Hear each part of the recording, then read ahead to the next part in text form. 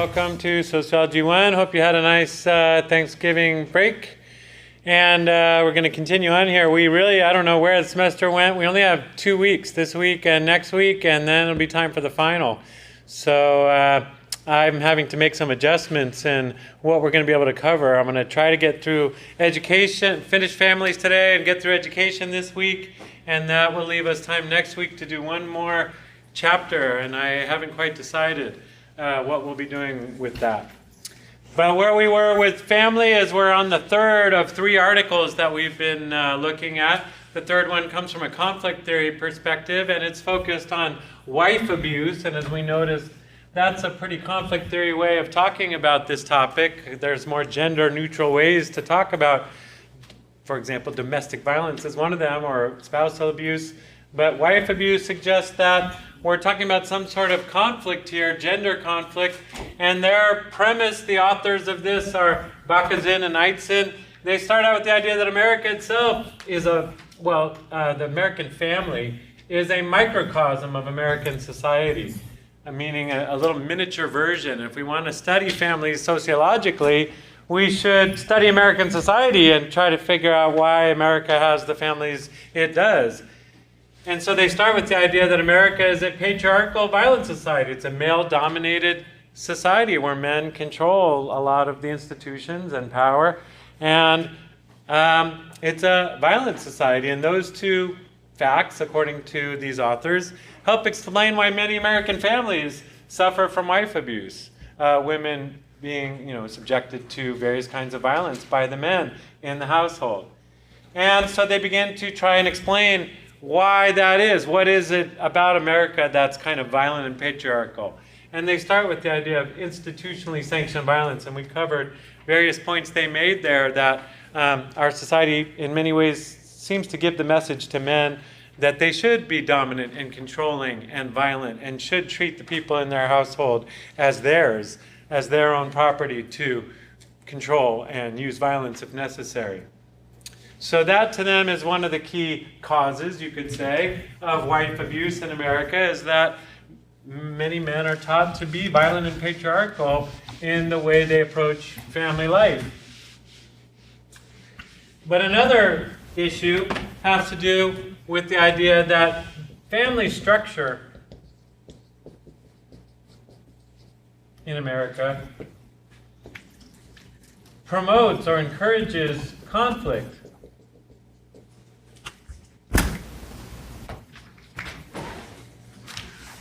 We say family structure. Well, for one thing, families are private.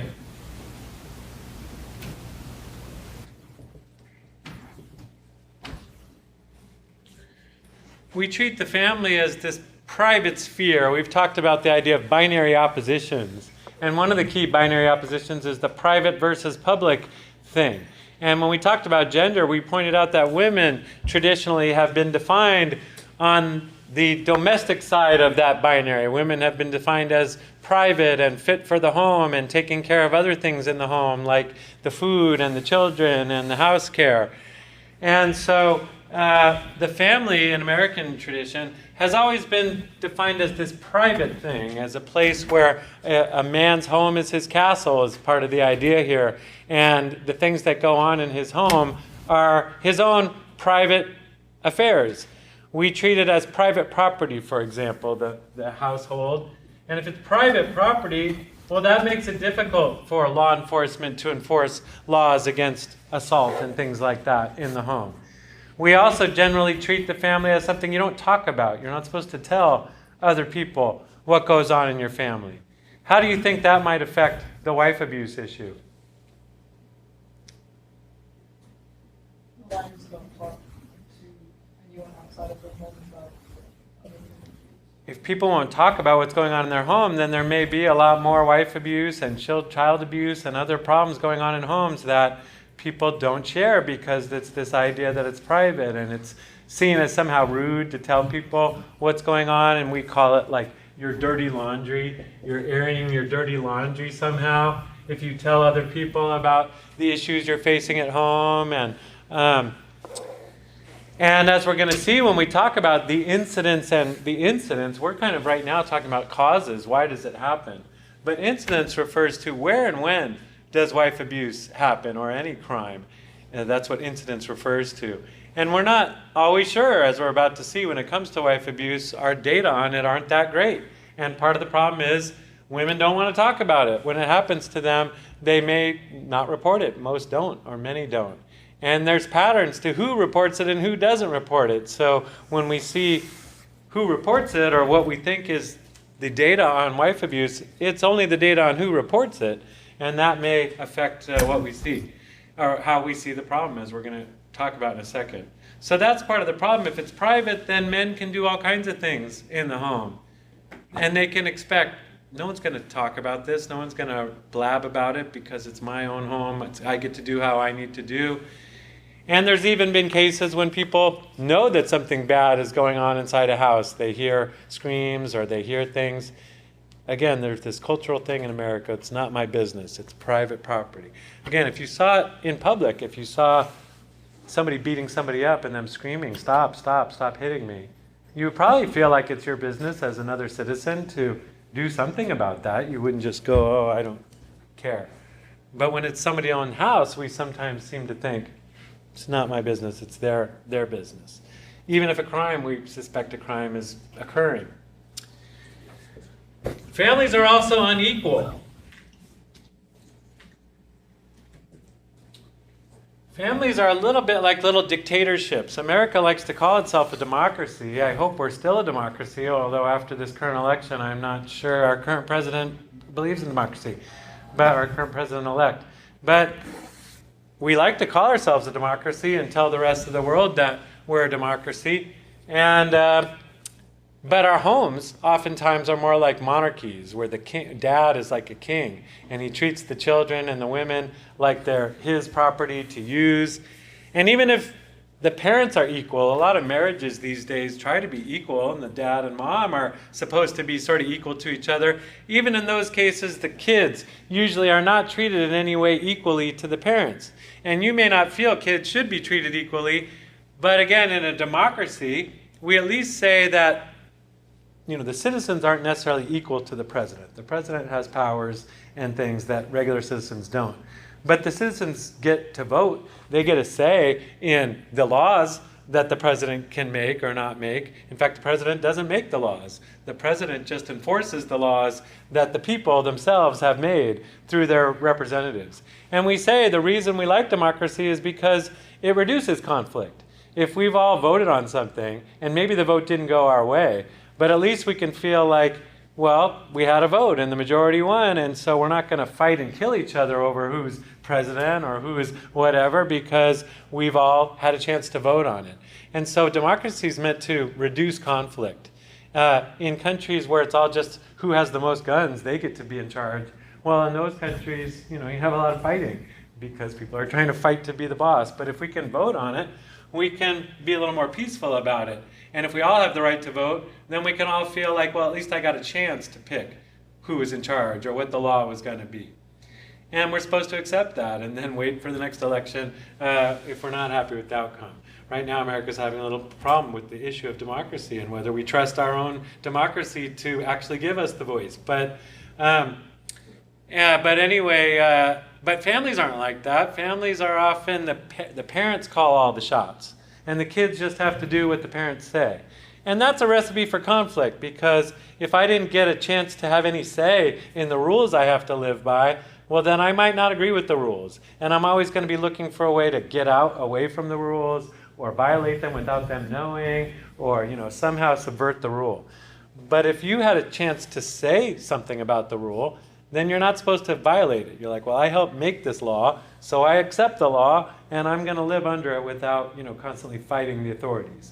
But in dictatorships where you don't necessarily like the dictator and you don't like his laws, you don't necessarily see it as your job to listen to him unless they catch you or can make it stick.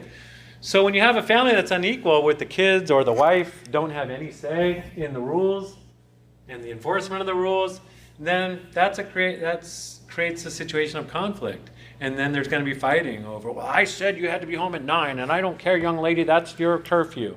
and then you're fighting all the time. And then the dad has to say, well, if I catch you, there's going to be hell to pay. And that's a lot of conflict. People fighting all the time over the rules. It would be much better, and I try to do this as a dad, if we could agree on the rule. If you accept 10 o'clock as your curfew, like I said your curfew should be 9. You said it should be 1 in the morning. But if we agreed on 10 as a compromise, then I could be happy with the rule, you could be happy with the rule, then we're not having a fight about it all the time.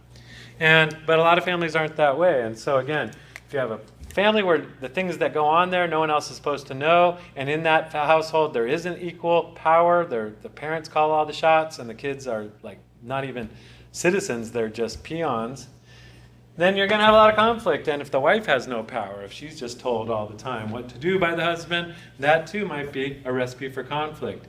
And how do you resolve the conflict? Well, the guy with the strength and power resolves it. This is what happens to you if you don't like the rule. We slap you down. We kill you. We jail you. That's what happens in dictatorships. But anyway, so these authors would say a more democratic family where the kids and the wives and the parent and everyone has a say. Maybe the parents have more authority. They're like the president, and the kids are more like the citizens. But at least the citizens had some say in the laws and some voice in the matter. And if they have voice and a say, maybe you can talk things out rather than fight them out with physical violence. But a lot of families aren't. They're set up in a way where physical violence is almost guaranteed to happen. Well, what about the incidents? What about what we could call predictors? Oftentimes in sociology, it's really hard to figure out the cause of something. As we've talked about, when we try to figure out, does X cause Y? Well, there's always more variables going on than just one, and it's often hard to just focus on a single variable, and it's usually not a good idea in sociology to find monocausal things, like one thing caused one other thing to happen. So sometimes we don't even talk about causes, we just talk about predictors. Like when X happens, is Y more likely to happen? In other words, it's that probabilistic correlation. If you have those, then you can say that X predicts Y, meaning if X happens, we can be reasonably sure that Y will happen, or we're more sure than if X wasn't present. And so they're called predictors. And so what are the predictors of wife abuse? If wife abuse is the Y variable, what are some predictors? Another word that's sometimes used is correlates. These are things that correlate with wife abuse. We're not saying they're causes because we haven't done all the three, the test for spuriousness, but researchers are interested in at least knowing what are the correlates. And a good way to think about it, a term you'll often hear is all other things being equal. In other words, if you were walking down a street and all the houses were basically equal, they were the same size, and you knew that the incomes in the households were basically the same, and you knew the races of the people were basically the same, if you knew that all these other things were equal, could there be one thing that wasn't equal among those households that would be a predictor, saying if this house had that thing, then that house would be more likely to have wife abuse going on than the others? Not a guarantee, because again, probabilistic correlation doesn't mean when X happens, Y always happens. It's just if this X thing was present in one of the homes, would Y be more likely to happen? And so we're asking about that. What are some predictors or correlates? And this gets into the question of incidents. Where and when does wife abuse happen? Now, I'm going to say some of these seem to be correlates because, as I've already mentioned, the data on wife abuse is quite suspect because we don't know who's reporting it and who isn't reporting it. And a lot of it never gets reported. And who reports it and who doesn't report it may be systematically different. In other words, if it was just random who didn't report and who didn't report, then the sample of data we have would probably be pretty reliable. But it's not necessarily random who reports and who doesn't. And so the results we get on who looks like they're being abused is biased. But we'll talk about that in a second. What are some of the correlates? Again, they seem to be correlates. One is race and ethnicity. Certain races appear, like I say, to be more engaged in wife abuse. If I'm walking down that street where all the houses look basically equal in terms of size and income and other things, If the one thing was different was race, if I walked down that street and I knew that this house had a Latino family in it, I could predict, I could say, well, it's more likely that there's wife abuse going on in that house. If it was a black family, I could say it's more likely than if it was a white family. But like I said, it seems to be the case. So race in some of our data is correlated with wife abuse, but it may be what's called an artifact of the data. Artifacts of the data are things that appear to be true, but it's just because the data is misleading. Who doesn't report wife abuse? Is it possible that white ladies are less likely to report it when it happens to them than Latina ladies and African American ladies? If we look at the Asian population, their wife abuse rates look really low. And that might seem to indicate that no wife abuse is happening in Asian families, but isn't it also possible that Asian women are even less likely than a typical white woman to report it if it happens to her? So when we say it looks like race and ethnicity are a predictor of wife abuse, it looks like that, but it may well be a false thing that the data is telling us. What's missing here is that there may well be a lot more wife abuse going than we know about. Related to that is that economic distress is a seeming predictor of wife abuse. Again, all other things being equal, if you're walking down that street and everybody on that street was Latino and everybody had the same size house, what could be one thing that might be different? Well, let's say one of those houses, a guy just lost his job. He's unemployed. That household would seem to be more likely to have wife abuse going on. Or if somebody were deep in debt or something and having financial problems, you might expect more wife abuse going on there. But again, we say seems.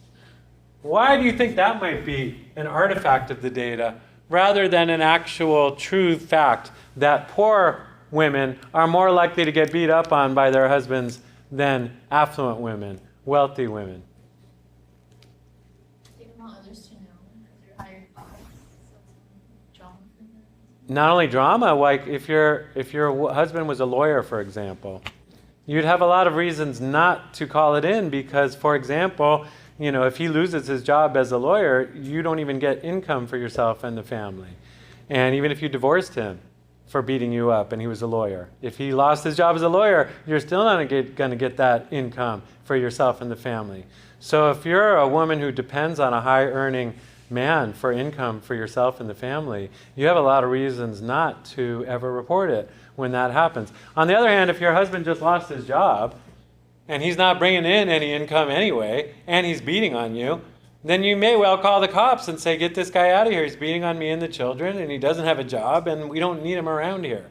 And so is it possible that poor women are just more likely to call the cops when things happen to them than rich women are?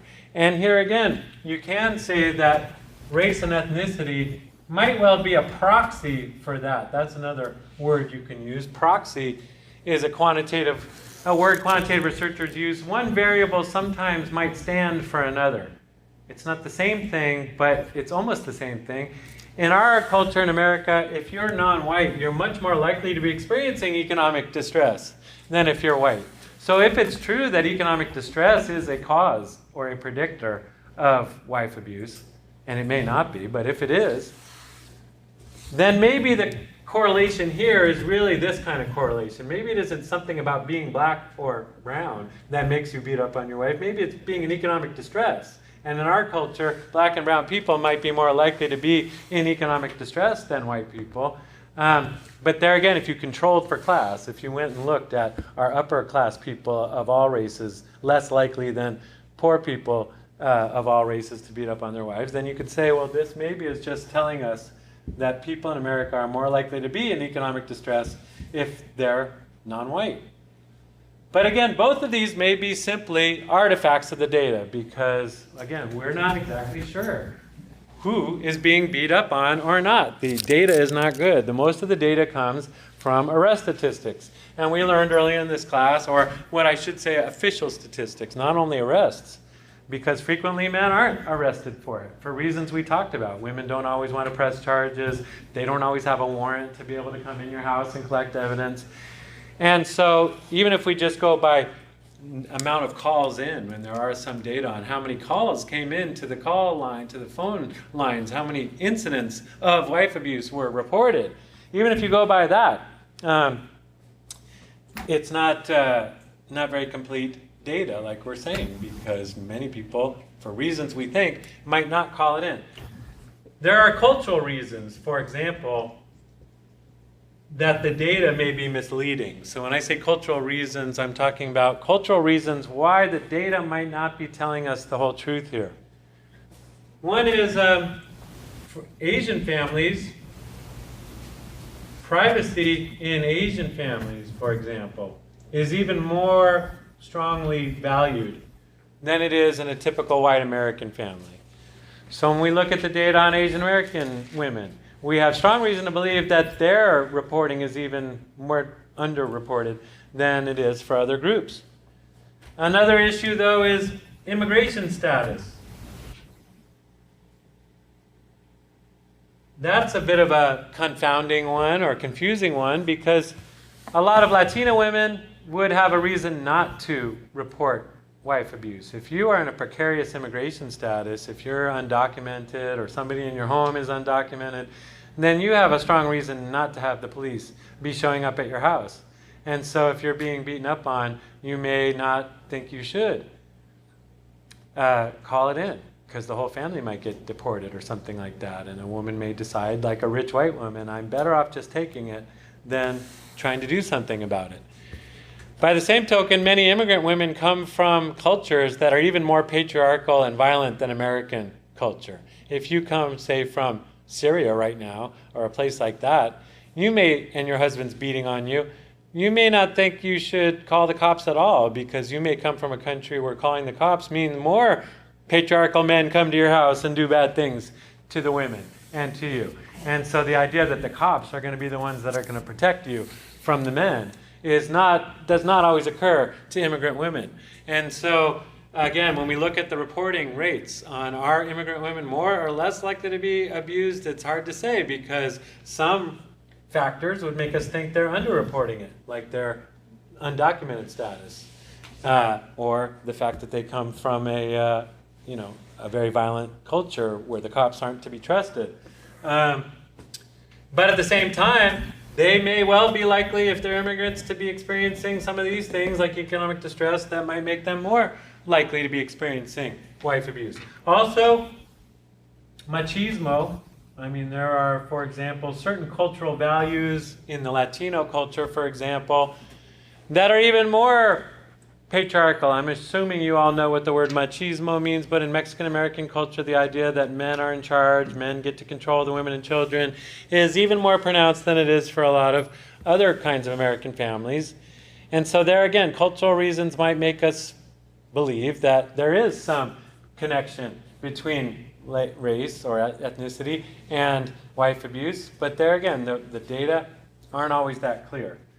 So I guess what I'm saying here is, these two factors, although they seem to be predictors, it's inconclusive. Researchers have not concluded that race and ethnicity are definitely predictors of wife abuse, or that economic status is. But there are some other ones that are more robust in the data, you can say, more strongly found in the data, and we're sure that they're there and they've been controlled for. One, for example, is alcohol or drug abuse. Again, all other things being equal, if you're walking down that street and you're trying to figure out which of these houses on this block might have wife abuse going on, if you know which households have a man who's an alcoholic in them, you could be on firmer ground picking those houses as your guess for where the abuse might be going. Again, it's not a one-to-one correlation. It's not even maybe a majority of the cases. But it's definitely strongly connected between a correlation between alcohol and drug abuse in the home and violence going on there. Another one is a history of abuse, whether violent or emotional or alcohol and drugs.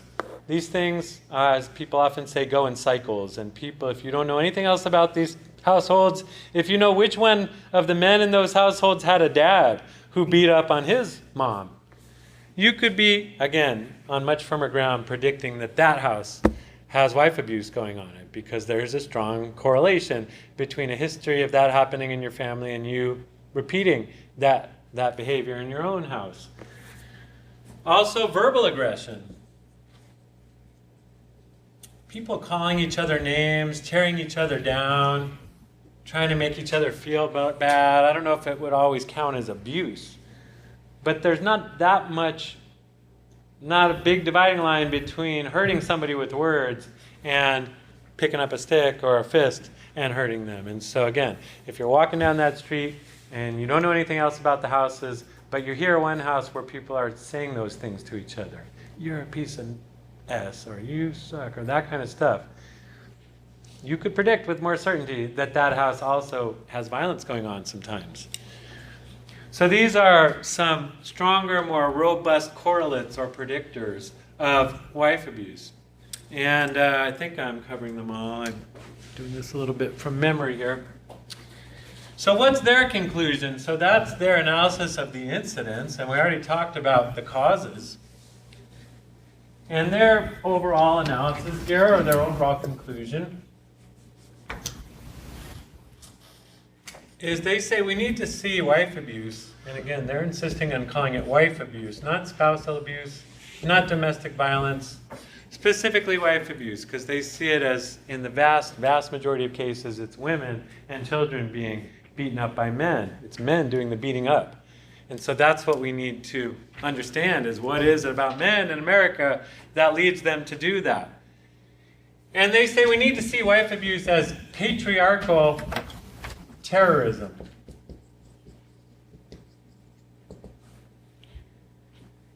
Meaning its function, they see it as having a function, and the function is a terroristic function. In other words, men are using violence to scare the people in their homes, to say, I'm in charge, you're not in charge, and if you challenge my authority, this is what's going to happen to you. You're going to get hurt. And it's similar to what terrorists do. They say, we don't want you doing this, so if you keep doing this, things are going to happen, like your buildings are going to get bombed, or people are going to get shot. And it's a way of trying to prevent people from doing what they want to do by scaring them. And it's patriarchal in this sense, because it's the men trying to say, I'm in charge, I'm the dominant one, you're not dominant, you have to listen to me, you have to do what I want, and if you challenge that authority, you're going to get this or that or that. And so they don't see it. They are arguing here against a more psychological view of wife abuse. Some people, like psychologists analyzing wife abuse, might say, well, there's a certain personality. Some guys just have a bad personality, or they have a temper problem, or they have anger management issues, or they had conflict with their dad or something. In other words, they're trying to figure out what's wrong with that individual guy that made him into a wife abuser. And theirs is a sociological analysis. So they're not saying there's something wrong with the individual guy that makes him a wife abuser. They're saying we have a patriarchal society, a male-dominated society, and some men are willing to use terror to maintain their own patriarchal power. And so they want to see it as a systemic problem. Again, they're conflict theorists. So they're saying there's something about our social system where men dominate women and children that leads some men to use violence to try and keep it that way. And so if we wanted to fix the problem, so this is their conclusions. So one of their conclusions is a kind of conceptual one. They're saying, let's think of wife abuse not as individual guys making bad choices. Let's think of it as a flaw in our society, that is the way we've set up society in America that leads some men to act this way. And so the issue isn't those men, because if you gave those men therapy, you could maybe turn a few wife abusers into teddy bears who treat people nice. But if you did that, you wouldn't really be solving the problem. If the problem is patriarchy and terrorism, then just helping a few guys not be wife abusers doesn't solve the problem, because you're still going to be creating a whole bunch of wife abusers, all these boys growing up in your society. So it's not enough to treat the ones that have already acted this way. They're saying, as sociologists, let's analyze the roots of this. Again, Radical means rude, and conflict theory is the most radical of the sociological approaches. So it tends to try and go to the deepest root of what's wrong with something. And here they're saying, well, it's patriarchy and it's terrorism. So their solution, if you wanted to solve this problem, they say we need to end sexism, both culturally and structurally. So this is a distinction I've been asking you to consider all semester long, is this distinction between culture and structure. And again, it's not just a matter of, so when we say sexism, well, sexism is a cultural thing. It has to do with how people think of each other, like men thinking they're superior to women, or thinking they are better and stronger and all these things, or thinking that, all the things we talked about when we talked about the social construction of gender, this construction of masculinity in a binary way as being tougher and better than femininity, and all those things. But sexism is also a structural reality, like how much people get paid, or how much education people have access to, or things like that. So structure is who has what. Culture is more what goes on in people's hearts and heads. And they're saying if we really wanted to end this problem of men beating on women in their homes, well, first of all, we have to change a culture. Men need to be somehow believing that women should be equal to them, that it's okay for women to be on the same plane with them, with the same amount of power, the same amount of money, the same amount of respect, the same amount of, regard. That would be a cultural change that many men aren't willing to make. And one of the reasons this election mattered to so many people, myself included, having daughters, is I want them to grow up in a world where they don't think they're somehow less than the other half of the population, that they're equal to them. And so we kind of wanted to see, they did and I did, a woman finally get to be president in America. But so culturally, America still seems to have trouble with this idea that women should be in charge of stuff.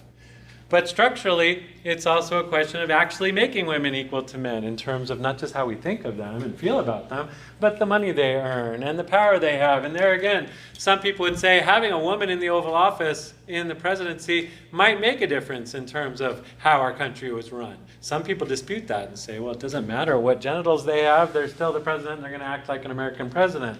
But some people would say having women in positions of more authority would make our institutions, like our schools and our government and our businesses, be a little more balanced, a little less male-dominated, a little less patriarchal.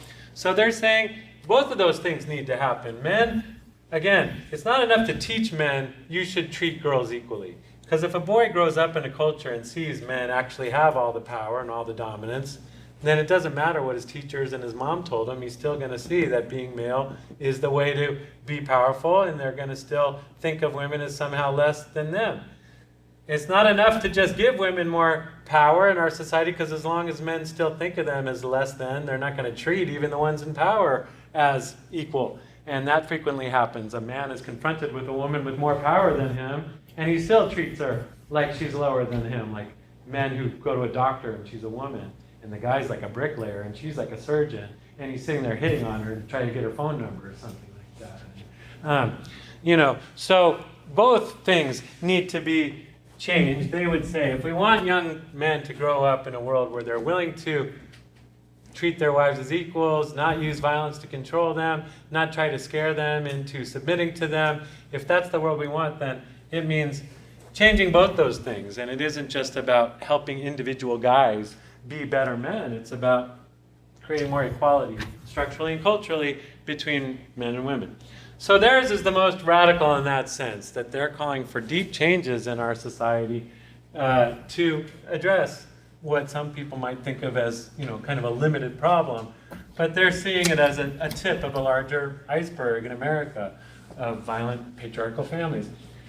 So that's their view on things, and so we got three different perspectives on family issues. One from a functionalist, looking at divorce, and another one from a more symbolic interactionist perspective, looking at teen pregnancy in the inner city, and this third one from a conflict theory perspective, looking at wife abuse. And we also saw pretty different methods there. The first one was a big data, quantitative crunching of numbers about divorce. The second one was a more in-depth, up-close qualitative study of one neighborhood or one community in one city in America. This third one was a little bit of both, quantitative look at the numbers on wife abuse, but also trying to interpret the meaning of those things and how people think through things like being a husband and being a wife and how they should act. So it was a little bit cultural and structural in their way of looking at things. All right, well, we need to move on to our next topic, and our next topic is going to be schools and education. Education system in America is how I'll refer to it. That kind of privileges, I suppose, a functionalist way of talking about it. And maybe it's a good idea to start with the functionalist thing. I want to remind us, earlier in this class, we talked about, well, what are the functions of the education system? Why would we have an education system? What's the point of it?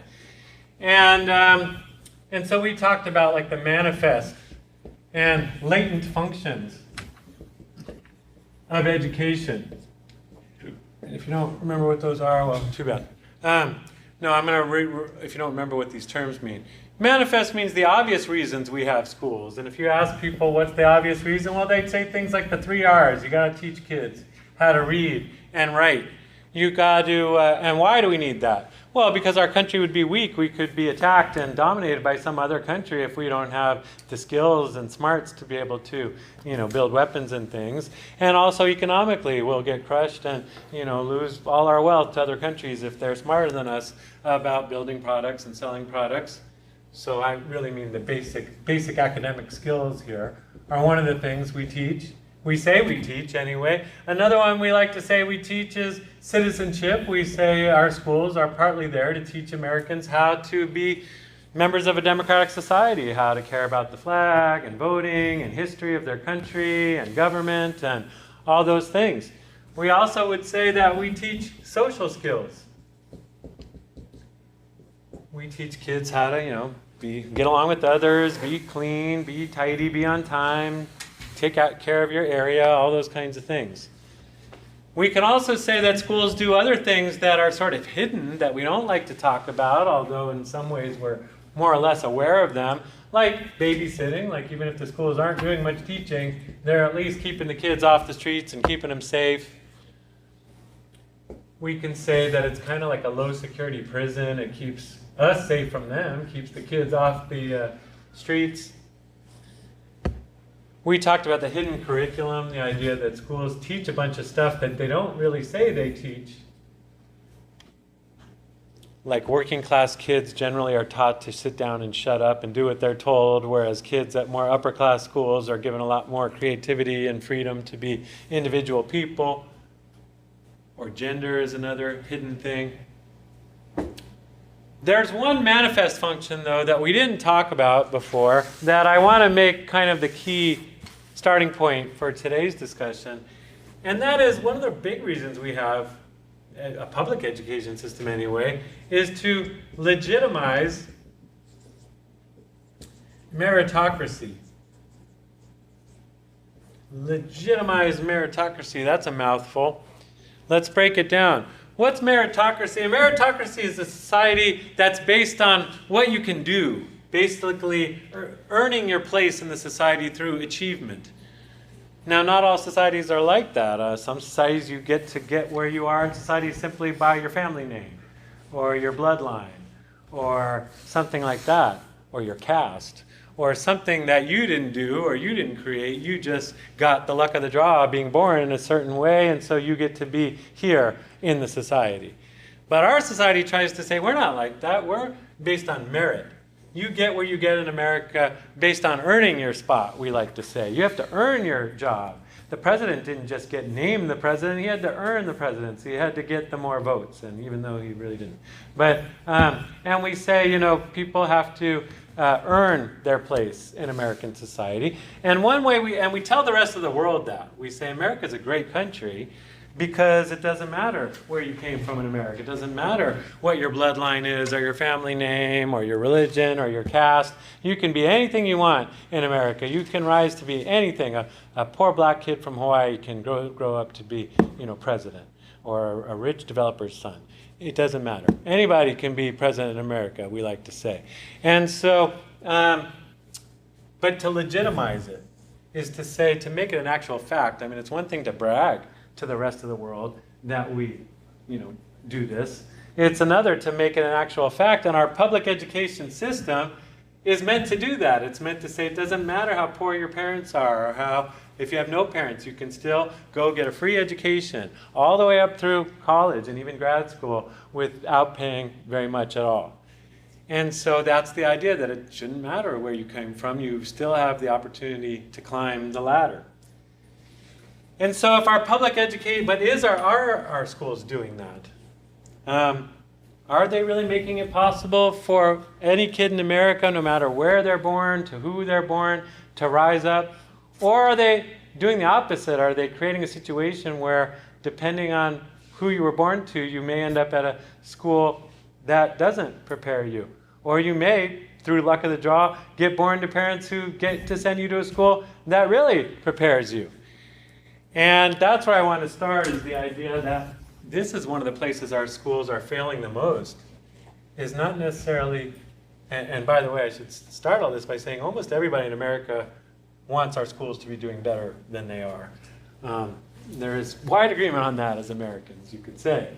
We don't agree on how to do that or why it's happening, but we at least agree our schools aren't doing the best, and especially on these manifest things. And so, but I want to suggest to you, this might be the most problematic, because if our schools are just making it the case that poor kids end up poor in life and wealthy kids end up wealthy in life, then our schools aren't at all doing what they say they're supposed to do in terms of making America legitimately a meritocratic place and a place of equal opportunity. And equal opportunity, by the way, is another thing all Americans would say we really agree on. So let's start with there. And again, I'm going to look at 3 different studies of the education system from 3 different sociological perspectives using different methods. And the first one I want to talk about is Jonathan Kozol. I'll start with his name. He's pretty famous. Again, he's somebody whose books you'll find at Barnes & Noble and other bookstores, and he writes for a more general audience. And he's written several books, and mostly he focuses on kids in America and how our society treats the children. And a big topic, therefore, is education. And one of his books is called Savage Inequalities.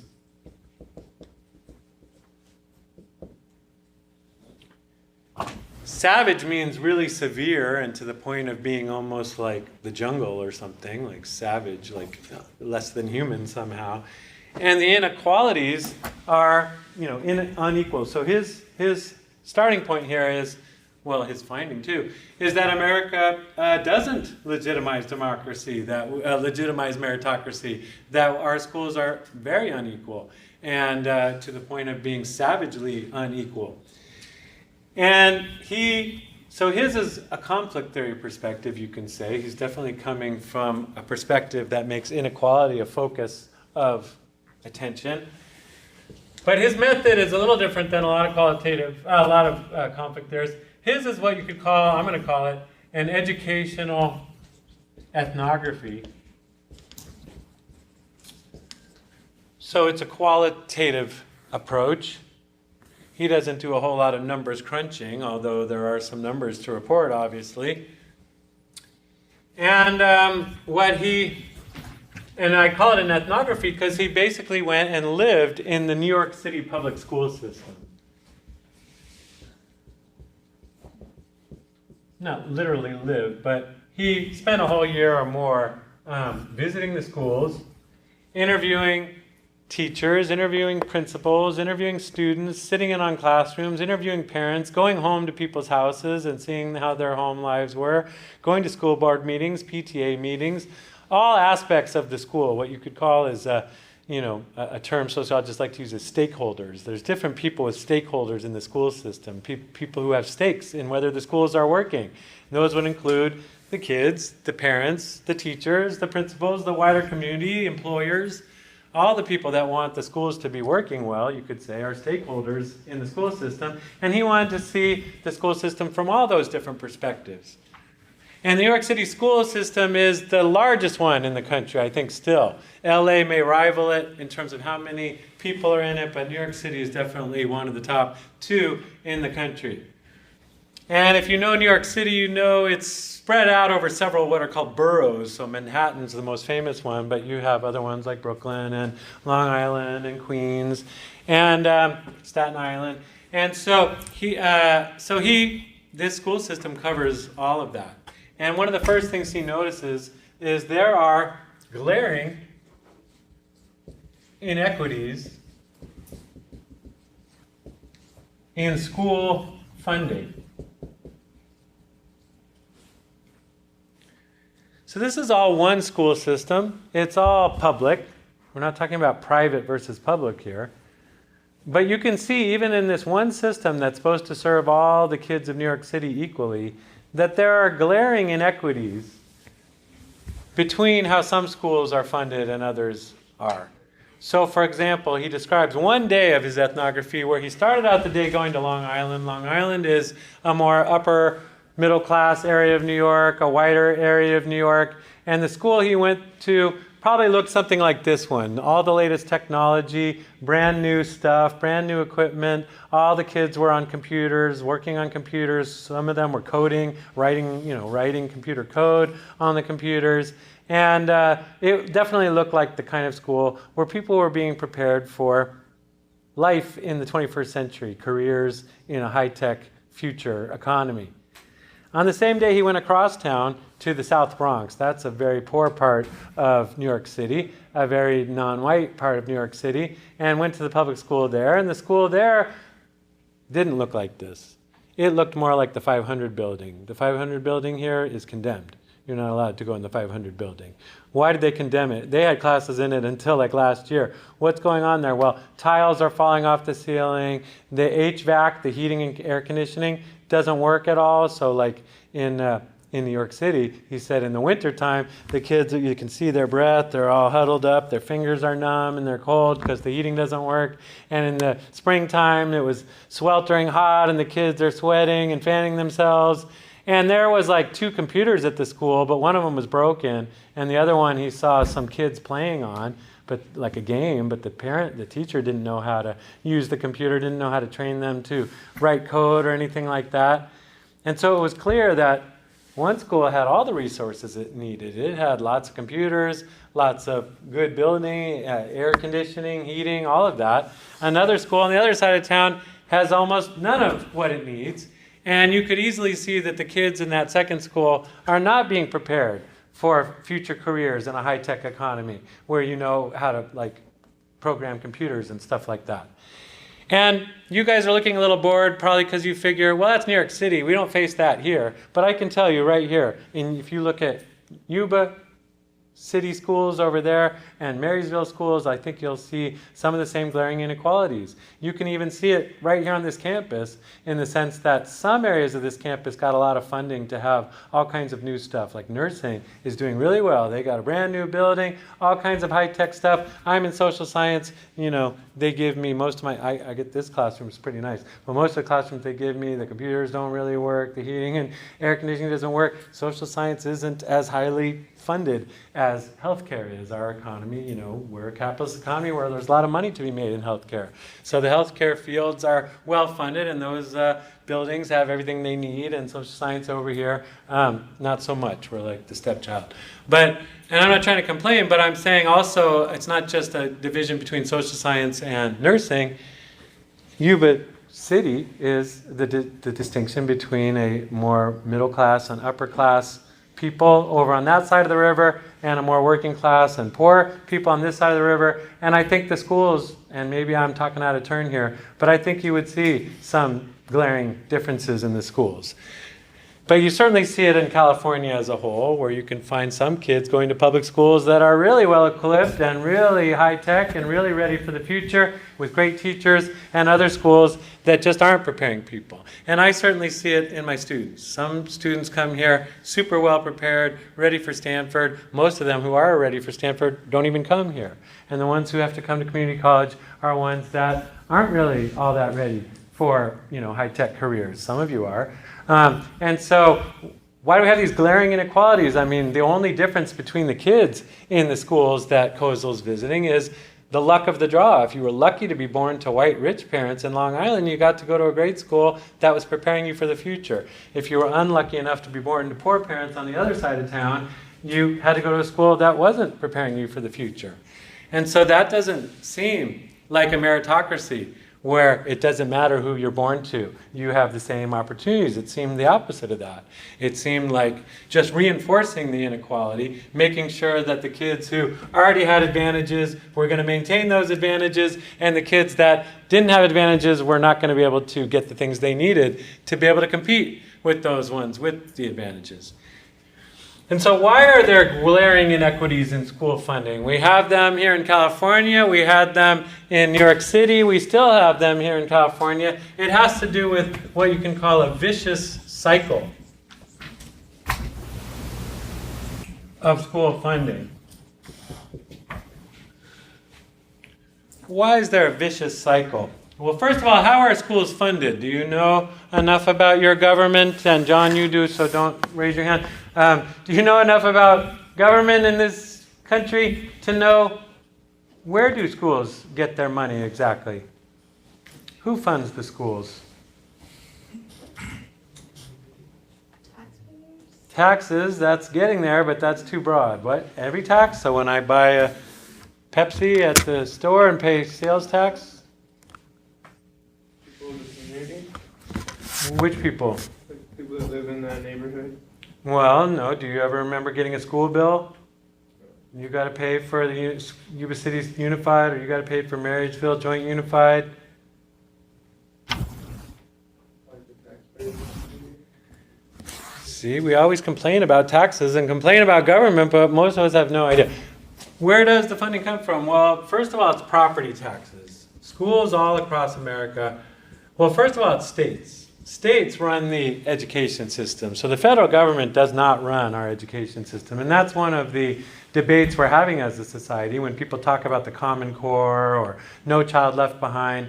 These are efforts for the federal government to try to get a little bit more involved in making sure that kids all across America are getting the same education or the same quality. I mean, one thing we worry about as a country is if you're unlucky to be born in one state, and you have to move. Let's say your parents move because of like military or something. Should you have totally different school standards in another place?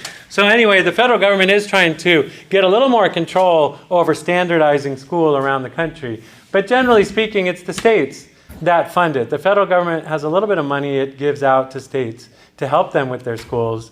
But generally speaking, the state of California has a Department of Education, and the state of California runs all the K-12 through schools, and really it's K through 14 because our two-year colleges are part of that system. The universities are not part of that, the state universities and the UC. They get funded by other kinds of things like the fees that the students pay. You have to pay a lot of money to go to state school. You didn't have to pay a lot of money to come here. You paid some, but who picked up most of the bill for you coming to this institution?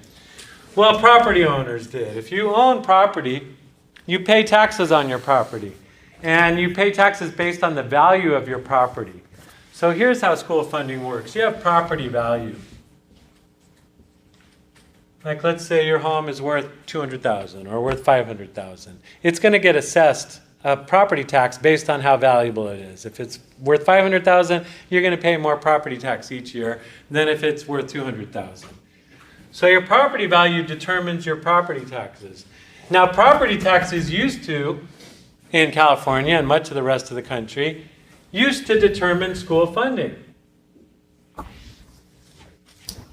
In other words, rich neighborhoods with expensive houses paid more property taxes, so the schools in those neighborhoods got more money than the schools in poor neighborhoods where the houses cost less and people paid less property taxes and the schools got less funding.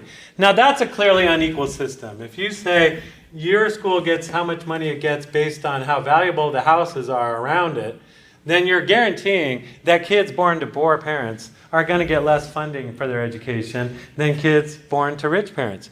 So quite a few years ago, America recognized that's not a fair system. Just giving out money based on the value of the houses. So nowadays they do it more equally. California collects different property taxes from different homeowners depending on the value of their home. But then the state gives money to each public school based on attendance. So every school gets about like $5,000 a year per student that comes. So the state of California, its Department of Education, from the state, collects all the property tax, then gives out that money to the schools based on $5,000 per pupil. But here's where also the vicious circle comes in. School funding affects school quality. It's just a fact that the more money a school has, the more teachers it can hire, the more computers it can buy, the more air conditioning repair it can get. So the more money it's going to have, the higher quality the school is going to be. And here's where the vicious cycle is. School quality affects property values. If you've ever bought a house, if you go to a realtor and say, I'd like to buy a house, I'm thinking about buying a house, the first thing they're going to ask you is, do you have kids? And if you say you have kids, the next thing they're going to do is pull out a little chart that shows you the different school districts. And why are they showing you that? Because realtors know that parents want to get their kids into the best school possible. And so they try to show you where the schools are that have the good test scores. Now, why does a realtor care? Because the realtor knows that school quality affects the property value. And a realtor is going to make more money if you buy an expensive house than if you buy a cheap house. So how much does school quality affect the value of houses? I'll tell you a little story. In my own case, it affects it a lot. Down in Lincoln, which is where I bought my first house, we were trying to decide, should we buy in Lincoln or should we buy in Rockland? Because Rockland's like a rock throw away from where we bought. We bought the house in 12 Bridges, and if you could throw a rock real far, you could hit the school in Rockland, where everyone wants to go. Everyone wants to go to the schools in Rockland because Rockland has really high test scores, like Granite, or what's it called? Ranch. What's the word? Anyway, there's a school there that has really high test scores. Not Stanford Ranch, I'm trying to remember the name of the school. Anyway, it has really high test scores. Everyone would like their kids to go to that one. So the houses around that school in Rockland cost more than the houses in Lincoln. I guess you could say we didn't love our kid that much because we bought in Lincoln. But how much more do you think? The exact same house, you could buy a 5-bedroom house in Lincoln, same square footage. You could buy the exact same house in Rockland, again, like a rock's throw away. So the only difference between the houses is the school that they're near. And Rockland's known for very good schools. So how much more do you think you have to pay for the 5-bedroom home in Rockland rather than the 5-bedroom home in 12 Bridges? Did I lose you all here? About $100,000 more. So the exact same house we wanted, we could get the exact same house in Lincoln for $100,000 less than buying in Rockland. And what are you getting for your $100,000? You're getting access to that good high school in Rockland. And so a lot of Americans recently in the foreclosure crisis, a lot of Americans bought houses that were quite expensive and weren't sure they could afford them. And a lot of Americans were told, you're being selfish and greedy to want to buy a nice house. But a lot of people bought it because they wanted to be near the good schools. And the good schools drive up the cost of housing. And so they were trying to be responsible parents, you could say. But that's the vicious cycle here is school funding makes the schools better. The school better makes the property value go up. The property value makes property taxes go higher. The school gets more funding, and the school quality gets even better. Meanwhile, what's happening on the other side of town? On the other side of town, if you're in a bad school district, you have low property values, you get low property taxes, your school funding is low, your school quality goes down. As school quality goes down, property values go down, the school gets less tax money, less funding, less schooling, less quality. And so you could see how a school funding system based on property taxes was literally leading to a vicious circle where the schools in wealthy districts are getting more and more money and getting higher and higher quality, and the schools in poor districts are getting less and less money, lower and lower quality, and just going downhill. And we tried to stop that. Like I said, in recent decades, America has said, this is stupid. If we're trying to be a meritocracy, this is going in the opposite direction. So let's make the funding equal. Let's give $5,000 per student per school. But you still end up with unequal funding. Why do you, even though you now have equal apportionment, it's called, even though schools are getting the same amount of money from the state, but still unequal, the schools. Why would that be? Why would it still be the case? And I can see this again where my kids go to school in the Lincoln-Rockland area. One reason we did buy that house is we knew there were other backdoor ways to get into the good schools of Rockland, which we did. And that's another thing, parents have different levels of knowledge about how to work the system. But anyway, where was I going with that? What's my point? Oh, so why do you think in like Lincoln, in the town of Lincoln, one school my kids started to go to, but then they switched, was 12 Bridges Elementary. 12 Bridges Elementary is in the 12 Bridges neighborhood of Lincoln. If you go to the other side of town in Lincoln to, I think it's called Coyote Creek, you will see a very different elementary school. So same school district, same town, same state, both public schools. Why would the school on that side of town, the poorer side of town in Lincoln, have much less resources than the school on the wealthier side of town? They're still getting less money because parents still want to send their kids to the wealthier schools that have, so like if you... Well, they have fewer students, so fewer students means less apportionment. Yeah. Even if they're the same size though, let's just for the sake of argument, imagine two exact same size schools, so getting exact same funding. But why would one end up with a lot more resources than the other? From the parents and the kids. Parents? Yeah, what about them? They have money, so like they donate to... Yeah, so there's all kinds of fundraising. So one thing that's different is if the money you get from the state is only one of your revenue sources, there's also fundraising. And in wealthy districts, like in Lincoln, in the 12 Bridges area, a lot of the women don't work. A lot of the women are stay-at-home moms because their husbands are making enough money to have the women stay home. If you've got a lot of stay-at-home moms, you've got a lot of women who can be part of the PTA. They can organize fundraisers and cakewalks and go talk to local businesses and get them to like share their profits. If we all go eat dinner there, will you give us money? And so they have all this like army of women and men working for the school, helping it to raise money. Another thing is if you have a lot of wealthier parents, they can volunteer for the school. They can do all kinds of things for the school that then the school doesn't have to spend money on those things. For example, if you have a mom who can run the cheerleading program, then the principal can say, I don't need to pay for a cheerleading coach. I can use that money to go buy 2 more computers for the school.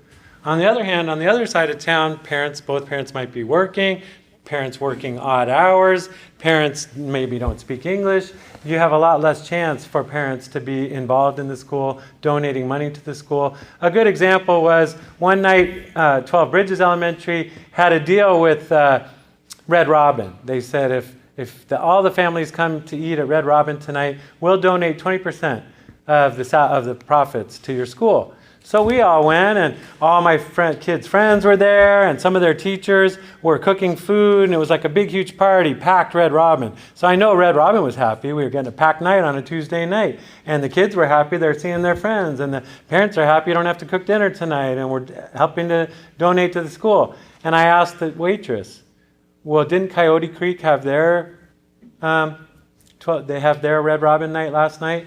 She said, yeah. And I said, well, how was that one? Well, there was no one here for that. So do the parents over in Coyote Creek not love their kids as much as the kids in 12 Bridges? Why weren't they there at Red Robin? Can't afford going out to eat on a Tuesday night, maybe work on a Tuesday night. It's a far drive away from where they live on a Tuesday night. I mean, there were a lot of factors why those parents weren't coming. But that, again, just contributes to the inequality here. The 12 Bridges School, which is already much more well-funded than the Coyote Creek, is going to get even more funding. I have some friends, they live in Los Gatos, a very affluent area of California, and their kid goes to public school. And all the parents are affluent in that area, rich, I mean. And so they're just told on the first day of school, it's first day of school at your public school, we need your $900 activity fee. So every parent on the first day of school just writes a $900 check to the school. So the school has plenty of funding for the year for all these different things they want to do. A lot of schools, if you went around here in Marysville and said, we need $900 from you, I don't think a lot of parents have $900 to write a check on that first day. So what I'm saying is we still have an unequal education system as much as we like to, brag to the rest of the world that any kid can make it in America. If you did what Posel did and went around to the schools, I think you'd have to conclude, like he does, that we're not really giving an equal shot to all the kids. And some of the kids are really being doomed to a future where they're not going to have the skills they need in this high-tech 21st century economy. The age of the school has something to do with it. Huh? The age of the school. Well, that's another good point. So poor neighborhoods tend to be older neighborhoods. Wealthy people like to live in newer, fresher houses. So when new, fresh neighborhoods get built, that tends to be where the wealthy people go, leaving the older neighborhoods cheaper for poorer people. But that means the school buildings in those poor neighborhoods are also older. So that was another thing Kozel pointed out. Not only was the school funding unequal, but the older schools in the South Bronx, if they had money, they had to spend it on things like keeping the air conditioning running, which was constantly breaking, or the sewer system was constantly backing up and breaking. And so you're spending what little money you have on just keeping the school standing, whereas in the richer part of town, the school had been built within a few years time ago, and so they weren't spending all their money on upkeep, they were spending it on learning, on computers and books and things like that. So that's another reason for the inequality. So thank you, that's an important point. And so what about, why do we accept it? Why do we just look at this and go, yep, we have unequal schools even though we're America and say we're equal and have equal opportunity? What happens? Well, he brought up vested interests. Kozel, he tried to get to the bottom of this, like why don't people do anything about it? And one conversation he had with one of the principals in New York helped clarify this for him. This principal has been doing this for a long time, teaching in New York or working in New York City schools. And so this principal said, well, back in the 70s and 80s, there was inequalities back then too. And if I needed to raise money for a poor school, I could go, this principal said, I could go to the rich people in town, New York City. Oh, one of them might have been Donald Trump. He was a rich guy in New York City back then. He said you could go to these rich guys and you could say, hey man, look, it's unfair. This is America, but we got some kids over here in third world conditions learning nothing, and we got other kids over here, getting ready for the Caltech, or MIT or something, a very fancy university. Why is that allowed? Is that cool? I mean, is that fair? Shouldn't you write a check to help out to buy some computers for this poor school on the other side of town? And back in the 70s and 80s, this issue of it being unfair, unequal, was enough, he says, this principle. If you said it that way, the rich guy would go, you're right, that's totally unfair. That's not the America I love, so how much do you need? Let me write you a check. Nowadays, this same principle says if I go to the rich people in town and I say we've got this inequality problem, I can't bring up the unfairness. If I bring up the unfairness and say, well, it's really unfair. These kids over here, they didn't do anything wrong, but they have to go to a crappy school. And these kids over here, they didn't do anything right, but they get to go to a great school. If you bring that up, what do these rich people do? They go, well, yeah, life's unfair, man. Or they go, I got a golf appointment. Can we wrap this up here? In other words, they're not writing the checks. So this principal has realized, I've got to do my fundraising pitch in a little bit different way nowadays.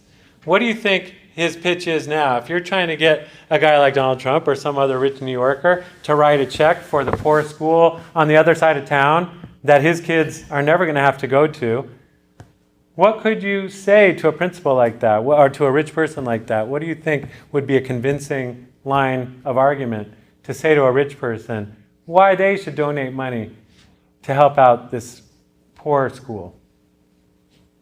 Are you getting something out of it? Like what? Name on the library?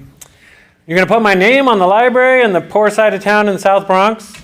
Well, that sounds great, but this Museum of Art, they also asked me for $1 million. And the Museum of Art is in the middle of Midtown. All the rich people in town drive by the Museum of Art, and they're going to name that the Mark Flax Museum of Art. So you want me to give $1 million to the school up in the South Bronx, that nobody sees, And by the way, I can get a tax write-off either way. If I donate $1 million to the museum or to the school, I can write it off my taxes, so I'm getting the same benefit. And if it's for my ego, like my name on something, well, I think my ego is going to be more helped by a fancy museum than by a poor school for poor kids on the poor side of town. So, sounds good, but no thanks. I'm giving to the museum. What else could you say? You could say something like, wouldn't you want the other kids to have the same, I guess, opportunity as your kids by having like better resources and stuff like that? Why would I want that? So they can compete with my kid and take my kid's job? So there's more successful people in the future. Well, that's where this principle used to say it that way. This isn't fair, it's not good for America, it's not America, and they don't seem to want to give on that basis anymore. So he's had to change his pitch. What he says now is he brings out the connection between school dropout rates and crime. So he tries to show these rich guys, for every school dropout you get this much more crime in your community. So if we have failing schools in that part of town and all the kids drop out of school, we're going to have a crime problem and you might get jacked up.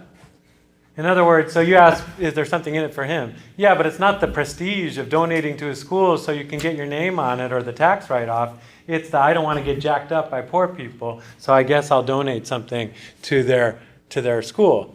So that's, again, when I say vested interests, it's almost like the wealthy are saying, I don't really care about the working Americans anymore. They don't make my money for me. I don't employ them. I make my money in China or someplace like that. So why do I care if these poor kids in the South Bronx know how to do anything? But apparently they care if they're worried that this person in the South Bronx might rob from them. So that's just the principle, just notes this sad trend in America that rich people used to want to help out the poor for larger, more noble reasons maybe, like you're saying. But nowadays they seem to be vested in the idea that the only thing we need to do is protect ourselves from the poor, not try to lift them up and help them be part of America. Another example he uses is Mississippi of vested interests. Mississippi has the lowest school funding in the country. I think it still has that dubious distinction. When we say per capita means per student. How much do you spend? Capita literally means head. California, by the way, used to have the #1 per capita spending. Back when I was in school in the early 70s and mid-70s, California could boast in the whole country we had the #1 per capita spending. Where do you think California is now? In the middle, No, towards the bottom. way towards the bottom. I think we're 48th out of 50 in terms of how much we spend per student in California. And we'll talk about that one on the next article that I bring up. But so California went from being, the short answer is Prop 13. When Prop 13 got passed in 1978 and made property taxes much harder to raise, and all taxes much harder to raise, it drastically reduced the amount of school funding that California was doing. But Mississippi's always been down towards the bottom. And so people were trying to change that in Mississippi. They tried to do what was called an excise tax. An excise tax, don't ask me the exact definition of it. I think it refers to things like if you extract oil from a country, from a place, that the place might say, well, you're taking all these resources from underneath our ground and you're mining of that resource. It affects us, like it messes up our roads, your tankers, the air, it messes up our air. We have to breathe the oily air. So an excise tax says, as a country or as a state, we're going to tax a certain industry, like the oil industry. Like Alaska has a nice excise tax. Everybody in Alaska gets a certain amount of money per year. I don't know how much it is. But just because oil is being drilled for in Alaska, and Alaskans have to put up with the hardship of that, they get to share in the profit. They get paid a certain amount of money every year just from the oil industry. Now, Norway is a country where they said, our oil is our oil, it belongs to the whole country, so we're not going to just let Exxon or some company take it and go get rich off it. We're going to drill it ourselves as a country, and all the money we make off the oil, we're going to put that money in a special fund for the Norwegian people. So in Norway, I think every Norwegian can claim to have $1 million in the bank from the oil. You can't just go take that $1 million out as a Norwegian because it doesn't belong to you personally, but it belongs to the Norwegian people. So that money can be used to build schools and hospitals. And so their healthcare is free in Norway, and your education's free, and a lot of things are free there because the oil money is paying for it. We in this country, we say, let's just let some private company take the oil and get as rich as they can. Now, some states have tried to say, well, the citizens have to deal with that, like in Oklahoma right now, there's earthquakes all the time because of all the oil that's being drilled out fracked out of the ground there. So maybe Oklahomans would say, maybe we should get a little piece of the pie here. If you're getting rich off it, don't we get something? Well, Mississippi said they have a lot of oil drilling there. And they said, we want to tax the oil industry because we have some of the most underfunded schools. And we would like to use some of that money to, beef up our schools so our citizens, so our state can do better economically and isn't just a place where oil gets taken out of, but is a place with other kinds of industries and other kinds of talents and creativity. So they said, Mississippi said ExxonMobil, the biggest oil company there, we're going to tax you more for taking out all this oil. And what did ExxonMobil say? So, well, if you do that, we'll just close down our oil fields because we're a global company now. We're all over the planet. We drill oil everywhere, and we don't need to pay taxes here. We can make our money somewhere else for now. And so if you're going to start taxing us, we'll just go somewhere else. So that's what I mean by vested interest here, too. This wealthy company in Mississippi doesn't necessarily see the children of Mississippi as its business. It says, well, that's your problem, not ours, and if you try to tax us, we'll just not drill the oil.